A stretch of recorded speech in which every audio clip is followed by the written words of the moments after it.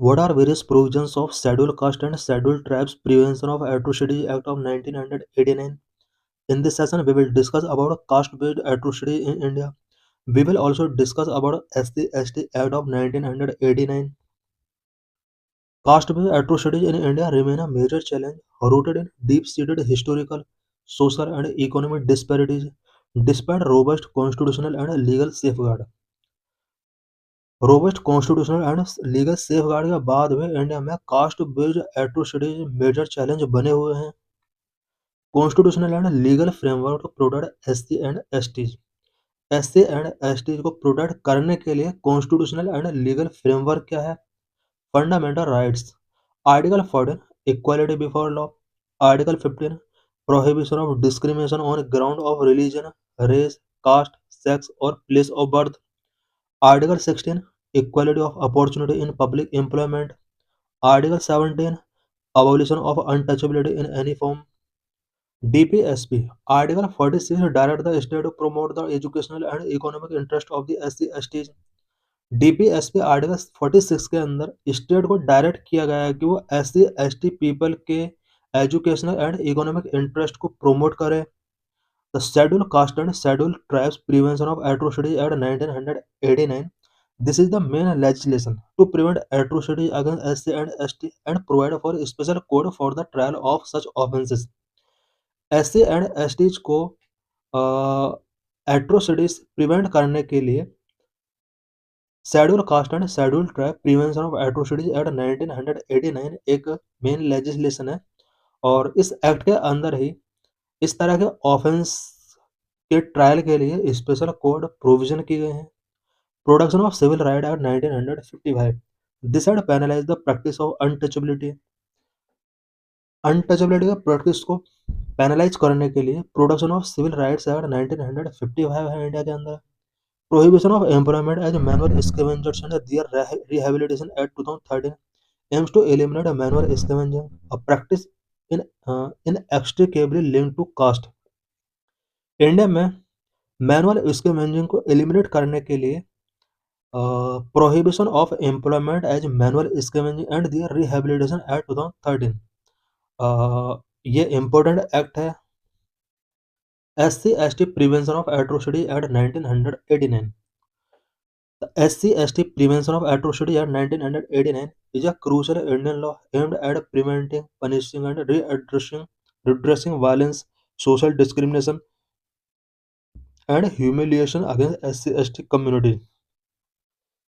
India में SC/ST communities को humiliation से प्रोटेक्ट करने के लिए, सोशल डिस्क्रिमिनेशन से प्रोटेक्ट करने के लिए, इनके अगेंस्ट होने वाले वायलेंस से इनको प्रिवेंट करने के लिए पनिशमेंट से related provision SC/ST prevention of atrocity act 1989 के अंदर प्रोविजन किए गए हैं। Mandates, it mandates special code, extend punishment in camera trials and victim rehabilitation including legal aid and protection. इस एक्ट के अंदर स्पेशल कोड मैंडेट किए गए हैं, एक्सटेंड पनिशमेंट प्रोविजन किया गया है, इन कैमरा ट्रायल मैंडेटरी किए गए हैं, विक्टिम रिहैबिलिटेशन इसके अंदर प्रोविजन किए गए हैं including legal aid and protection. Objective to curb atrocities and protect the dignity of SC and ST, supplementing the Protection of Civil Rights Act 1955। ऐसे STs की डिग्निटी को प्रोटेक्ट करने के लिए एंड इनके अगेंस्ट होने वाले एट्रोसिटीज को कर्ब करने के लिए इंडिया में SC/ST prevention of atrocity act 1989 launch किया गया। साथ ही protection of civil right act 1955 को ये एक्ट सप्लीमेंट करता है। Definition of offenders apply only to persons who are not member of SC/ST and commit offences against them। SC/ST act उन्हीं persons के अगेंस्ट अप्लाई किया जा सकता है जो कि SC/ST पर्सन के अगेंस्ट कोई ऑफेंस कमिट करता है और वो SC/ST कैटेगरी का पर्सन नहीं है। इट मीन्स कमिट करने वाला पर्सन अगर SC/ST कैटेगरी का नहीं है तभी ये एक्ट अप्लाई किया जाएगा, अदरवाइज ये नहीं किया जाएगा। Key provisions of SC/ST Act 1989। Atrocity is defined. Act covers sexual exploitation, forcing to eat obnoxious substances, land grabbing, bonded labor and public humiliation। ये कुछ यहाँ पर एट्रोसिटीज हैं सच एज किसी भी SC/ST कैटेगरी का पर्सन के साथ अगर सेक्सुअल एक्सप्लॉइटेशन किया जाता है, उसको ऑब्नॉक्सियस सब्सटेंस ईट करने के लिए फोर्स किया जाता है, उसका लैंड ग्रैबिंग किया जाता है, बॉन्डेड लेबर की तरह वर्क कराया जाता है, उसका पब्लिक ह्यूमिलिएशन किया जाता है, देन SC/ST एक्ट अप्लाई किया जा सकता है। Speedy trial, mandatory special code and exclusive special code in each district. Speedy trial के लिए ईच डिस्ट्रिक्ट में special codes and exclusive special code mandatory की गए हैं। No anticipatory bail, section 18 of the act study bar anticipatory bail under section 438 of CRPC for accused individuals. Accused individuals के लिए यहाँ पर एंटीसिपेटरी बेल को बार किया गया है। Investigation must be conducted by an officer of the rank of deputy superintendent of police DSP। Offence से related investigation करने के लिए यहाँ पर DSP रैंक के ऑफिसर को यहाँ पर मैंडेटरी किया गया है। Rehabilitation, provision for immediate cash relief and rehabilitation. Rehabilitation के तौर पर यहाँ पर इमीडिएट कैश गिवन किया जा सकता है। अमेंडमेंट्स इन 2015, SC/ST एक्ट 1989 के अंदर 2015 में कुछ अमेंडमेंट किए गए।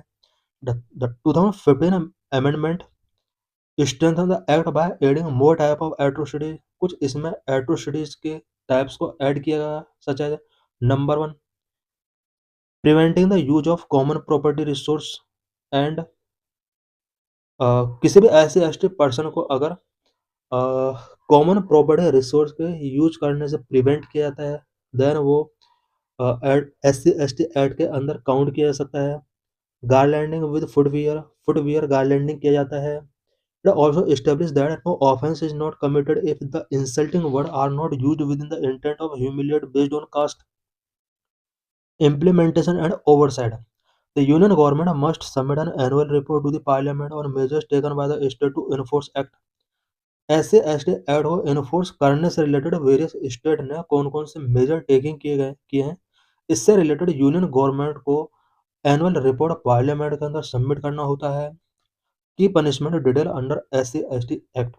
SC/ST एक्ट के अंदर क्या क्या पनिशमेंट प्रोविजन किए गए हैं। Offences and penalties, forcing injection of inedible obnoxious substances, dumping waste excreta in premise of the neighbourhood.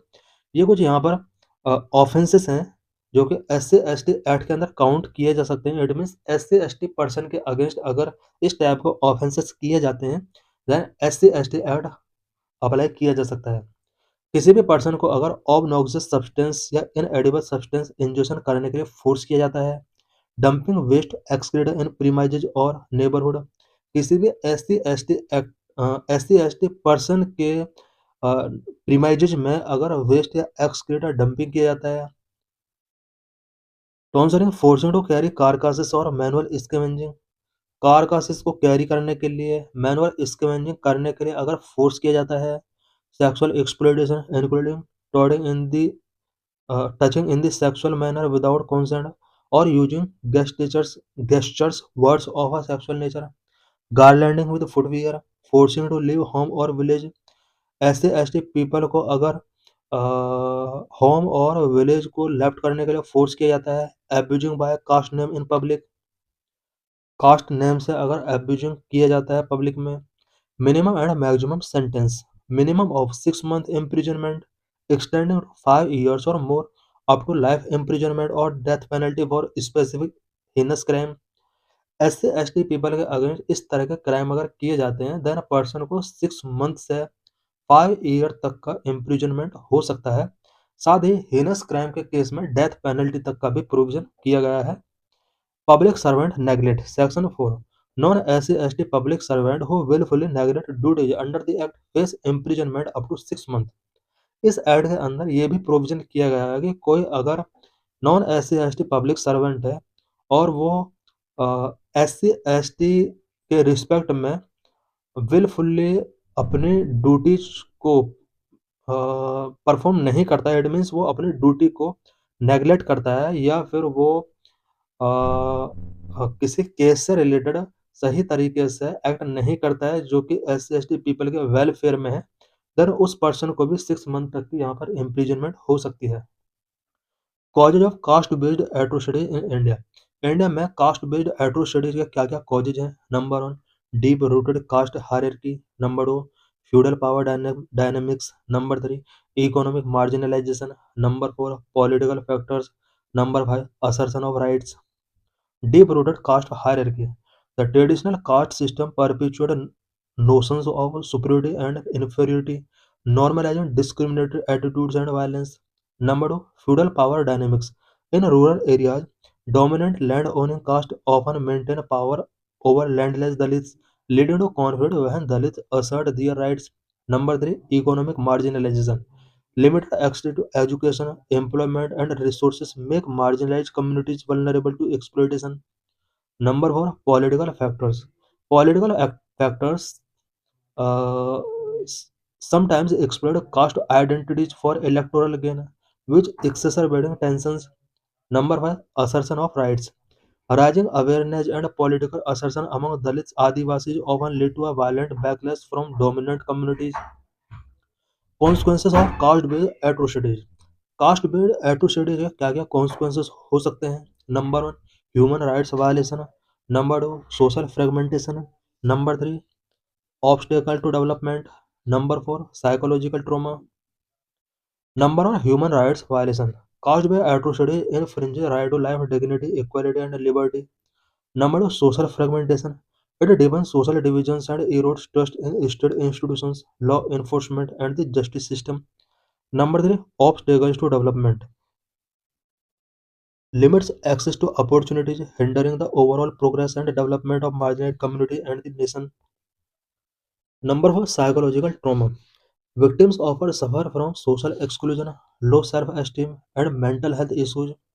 The National Commission for SC, ST, and OBC. The National Commission for SC,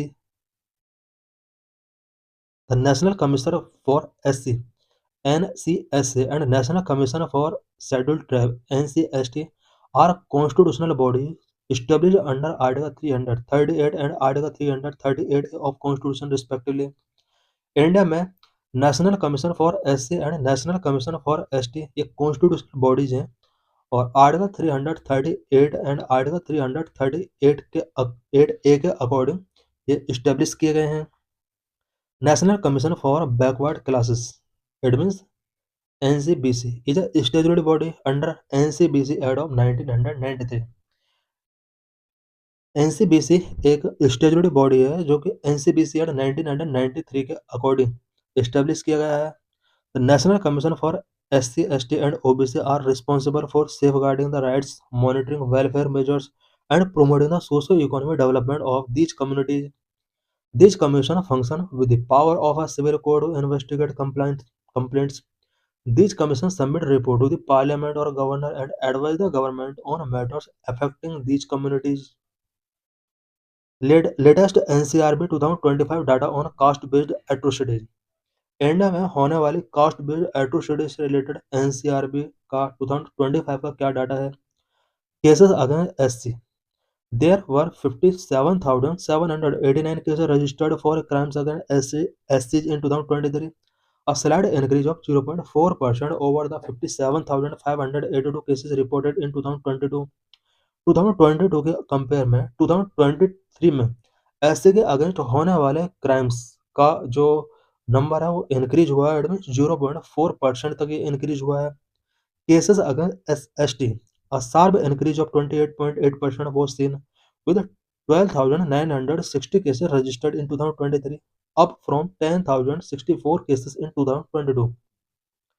2022 के compare में 2023 में ST के against भी होने वाले crimes भी increase हुए हैं और 28.8% क्राइम इंक्रीज हुए हैं। State with the highest number of cases, UP. UP recorded the highest number of cases at over 15,000. Rajasthan was the second with 8,449. MP was the third with 8,232 cases. Solutions and way forward. Number 1, effective implementation of laws. Number 2, police and bureaucratic sensitization. Number 3, economic empowerment. Number 4, awareness campaign. Number 5, victim protection. Number 6, identification of atrocity prone areas. Number 1, effective implementation of laws. Strengthening the infrastructure for special court and ensuring swift justice important. Number 2, police and bureaucratic sensitization. To ensure timely registration and investigation of cases, need to address biases within law enforcement and bureaucracy. Number 3, economic empowerment. Providing equitable access to education, vocational training, and employment opportunities can reduce economic vulnerability. Number 4, awareness campaign. Need to educate communities about legal rights and promoting social harmony through awareness programs. Number 5, victim protection. Ensuring victim and witness protection mechanism to prevent intimidation and ensure fair trials. Number 6, identification of atrocity prone areas. Identifying vulnerable areas for targeted intervention and preventive measures. So thanks for watching this video.